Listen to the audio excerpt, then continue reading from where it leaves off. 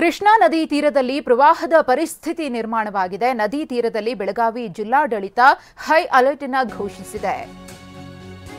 ಕೃಷ್ಣಾ ನದಿ ತೀರದಲ್ಲಿ ಪ್ರವಾಹದ ಪರಿಸ್ಥಿತಿ ಹಿನ್ನೆಲೆಯಲ್ಲಿ ನದಿ ತೀರದಲ್ಲಿ ಬೆಳಗಾವಿ ಜಿಲ್ಲಾಡಳಿತದಿಂದ ಹೈ ಅಲರ್ಟ್.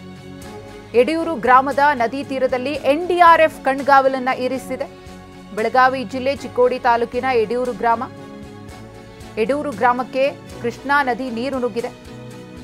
ನದಿ ತೀರದ ಪ್ರದೇಶಗಳನ್ನು ಎನ್ಡಿಆರ್ಎಫ್ ತಂಡ ಪರಿಶೀಲನೆ ಮಾಡ್ತಾ ಇದೆ. ಎನ್ಡಿಆರ್ಎಫ್ ತಂಡದ ಜೊತೆ ಶಾಸಕ ಗಣೇಶ್ ಹುಕ್ಕೇರಿಯವರು ಕೂಡ ಇದ್ದಾರೆ. ಅವರಿಂದಲೂ ಕೂಡ ಪರಿಶೀಲನೆ ನಡೀತಾ ಇದೆ. ನದಿ ಪಾತ್ರದ ಜನರಿಗೆ ಪ್ರವಾಹದ ಭೀತಿ ಇದೆ. ಹಾಗಾಗಿ ಸುತ್ತಮುತ್ತ ಹೇಗಿದೆ ಪರಿಸ್ಥಿತಿ ಅನ್ನೋದ್ರ ಬಗ್ಗೆ ವಾಸ್ತವತೆಯನ್ನು ಅರಿತು ಮುಂಜಾಗ್ರತಾ ಕ್ರಮಗಳನ್ನು ವಹಿಸುವ ನಿಟ್ಟಿನಲ್ಲಿ ಇದೀಗ ಜಿಲ್ಲಾಡಳಿತ ಮುಂದಾಗಿದೆ.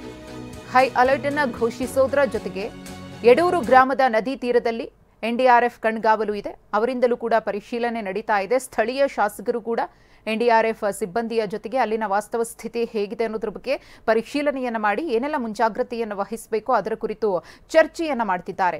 ನದಿ ಪಾತ್ರದ ಜನರನ್ನ ಸುರಕ್ಷಿತ ಸ್ಥಳಗಳಿಗೆ ಸ್ಥಳಾಂತರ ಮಾಡಬೇಕಾದಂತಹ ಅನಿವಾರ್ಯತೆ ಇದೆ.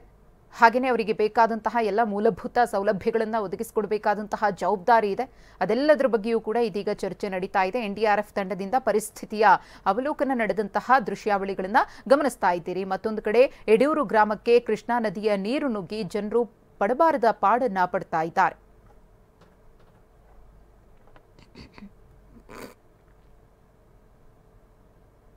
ಪ್ರವಾಹ ಪೀಡಿತ ಪ್ರದೇಶಗಳಿಗೆ ಭೇಟಿಯನ್ನ ಕೊಡಿ.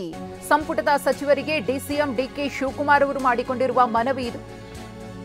ಪ್ರವಾಹ ಪೀಡಿತ ಪ್ರದೇಶಗಳಿಗೆ ಭೇಟಿಯನ್ನ ಕೊಟ್ಟು ಅಲ್ಲಿನ ಜನರ ಅಹವಾಲುಗಳನ್ನು ಆಲಿಸಿ ಅವರ ಸಮಸ್ಯೆಗಳಿಗೆ ಪರಿಹಾರ ಕೊಡುವಂತಹ ಕೆಲಸವನ್ನ ಮಾಡಿ ಅಂತ ಹೇಳಿ ತಮ್ಮ ಸಂಪುಟದ ಸಚಿವರಿಗೆ ಡಿಸಿಎಂ ಡಿಕೆ ಶಿವಕುಮಾರ್ ಅವರು ಮನವಿ ಮಾಡಿಕೊಂಡಿದ್ದಾರೆ.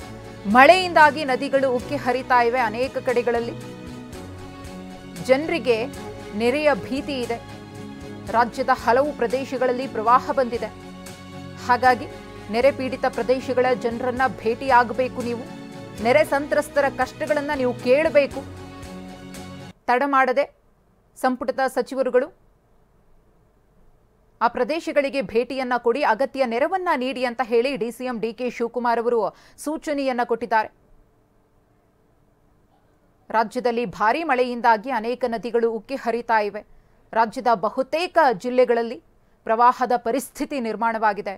ಡ್ಯಾಂಗಳು ಭರ್ತಿಯಾಗಿ ನೀರಿನ ಹರಿವು ಕೂಡ ಹೆಚ್ಚಾಗಿದೆ. ನದಿ ಪಾತ್ರದ ಜನರು ಪ್ರವಾಹದ ಭೀಕರತೆಯನ್ನು ಎದುರಿಸ್ತಾ ಇದ್ದಾರೆ.